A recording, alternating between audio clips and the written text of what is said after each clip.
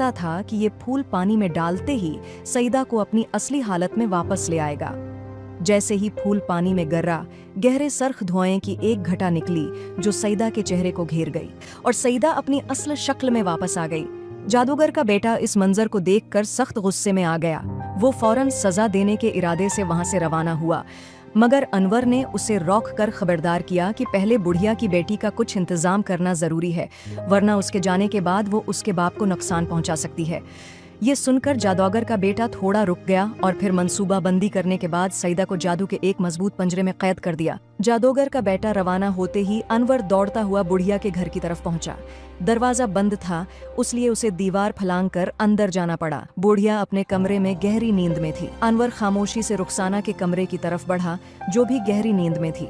उसे जल्दी से जगाया और वो फौरन जाग गई। घबराई हुई आंखों से अनवर को देखने लगी। अनवर ने उसे जल्दी से वहां से निकलने का कहा, क्योंकि बुढ़िया और जादूगर के बेटे के दरमियान जबरदस्त झगड़ा होने वाला था। दोनों जल्दी से घर से बाहर निकले ही थे कि बाहर से दरवाजा जोर जोर से खटखटाया गया। अनवर ने फौरन रुखसाना को करीब ही लगे बरगद के दरख्त पर चढ़ने का इशारा किया। वो दोनों तेजी से दरख्त की शाखों पर चढ़ गए और घने पत्तों के पीछे छिप गए ताकि देखा जा सके कि क्या हो रहा है। दरवाजे पर जोर जोर से दस्तक दी जाती रही। बुढ़िया की आंख खुली, वो दरवाजा खोलने के लिए गई, मगर अचानक दरवाजा जोर से धक्का खाकर अंदर जा गिरा। वो उसी जगह रुक गई और जादूगर के बेटे को गुस्से से घूरते हुए देखने लगी। जादूगर के बेटे ने शदीद गुस्से में बुढ़िया को धमकाया कि उसकी मुकारी का अंजाम देख ले, और फिर एक अंडा उसके सामने फेंका जो धमाके के साथ फट गया। फौरन चारों तरफ आग भड़क उठी और बुढ़िया आग के घेराव में आ गई। बरगद के दरख्त पर छुपे हुए अनवर और रुखसाना ने ये सब हैरत और खौफ से देखा, क्योंकि अब हालात बहुत ज्यादा खतरनाक हो चुके थे।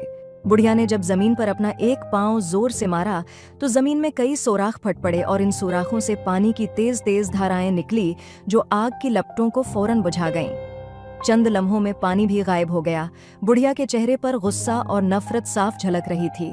उसने जादूगर के बेटे को धमकी दी, कहा उसके भाई की औलाद न होती तो उसे यकसर नेस्तो नाबूद कर देती और उसे फौरन वहां से दफा होने का हुक्म दिया।